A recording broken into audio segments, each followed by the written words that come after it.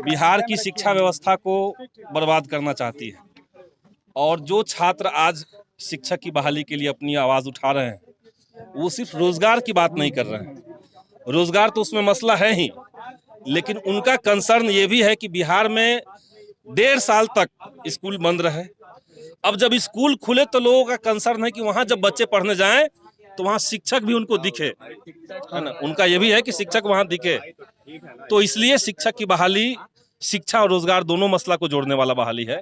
और इसमें हम मांग कर रहे हैं कि जो स्टेट के छात्र क्वालिफाई हैं उन सभी लोगों को डायरेक्ट सरकार जो पहले से स्वीकृत पद हैं उनको जोड़ते हुए पद बढ़ाएं और सब लोगों का डायरेक्ट सरकार ज्वाइनिंग दे। 37,000 वैकेंसी है 2019 में, पद खाली है, लेकिन 24,000 रिजल्ट हुआ है, लेकिन फिर भी इनका कहना है कि नियुक्ति नहीं हो रही। रिजल्ट तो सरकार कह रही है कि हम 80,000 का किए।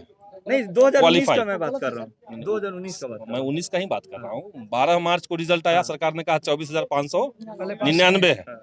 फिर 21 जून को लाया मेरिट का लिस्ट 24,598। एक व्यक्ति ऐसा होना चाहिए, सरकार के अगर तर्क से चलें तो सिर्फ एक व्यक्ति ऐसा होना चाहिए जो क्वालिफाई किया है लेकिन मेरिट में नहीं आया है। लेकिन यहाँ 70% लोग, 60% लोग ऐसे ही है।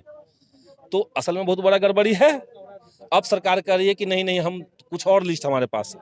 तो उस समय आप कहाँ थे जब आपने ये कह दिया कि सारे क्वालिफाइड छात्रों को हम नौकरी दे रहे हैं, अपनी नौकरी पक्की समझिए।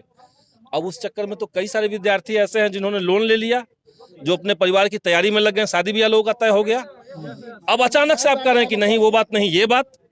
तो इतना छोटा चीज अगर आप हैंडल नहीं कर सकते, एक सिंपल बहाली आप हैंडल नहीं कर सकते, किस लिए सत्ता में बने हुए हैं? शिक्षा मंत्री क्यों शिक्षा मंत्री की कुर्सी पर बैठे हुए हैं?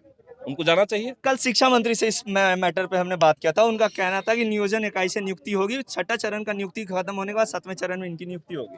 देखिए, 6ठे चरण में नियोजन हो रहा है। एक तो नियोजन की बात ही नहीं थी शुरुआत से। सरकार कह रही थी कि हम नियुक्ति देंगे, ठीक। और 1-2 कोर्ट का नहीं, सुप्रीम कोर्ट का, इलाहाबाद हाई कोर्ट का, आंध्र प्रदेश का जो हाई कोर्ट है वहां का, ऐसे कई सारे वर्डिक्ट हैं जो कहता है कि आप खेल के बीच में नियम नहीं बदल सकते। अगर आपने कह दिया कि हम सबका नियुक्ति देंगे तो आपको नियुक्ति देना चाहिए। तो कोर्ट से तो सरकार ऊपर नहीं है। नीतीश कुमार समझते हैं अपने आप को ऊपर। मानसून सत्र की शुरुआत हो रही है, क्या आवाज बनिएगा? क्योंकि मानसून सत्र में हमने सवाल लिख के दिया हुआ, और मेरे सिर्फ सवाल को लेकर के सरकार इतना ज्यादा उस पर मैंने निगरानी रख रही है, ये सुधारिए, वो सुधारिए, ये सुधारिए, ये फेंक दीजिए, सब तो आपके पास अवेलेबल है। सरकार के पास तो सब चीज है। अब हमने कहा कि आपने जब बहाली की घोषणा की थी तो उस घोषणा में आपने कहा था कि हम नियोजन नहीं करेंगे, नियुक्ति करेंगे। अब करेंगे, उसका प्रूफ दीजिए। प्रूफ तो आपके पास है, लेकिन चलिए, हम सवाल उठा चुके हैं। अगर विधानसभा में ये सवाल पूछने का मौका मिलेगा तो निश्चित तौर से इस पे सरकार का पर्दाफाश होगा और छात्रों को अधिकार मिलेगा। इसकी हम पूरी कोशिश करेंगे। छात्रों के साथ है ना आप?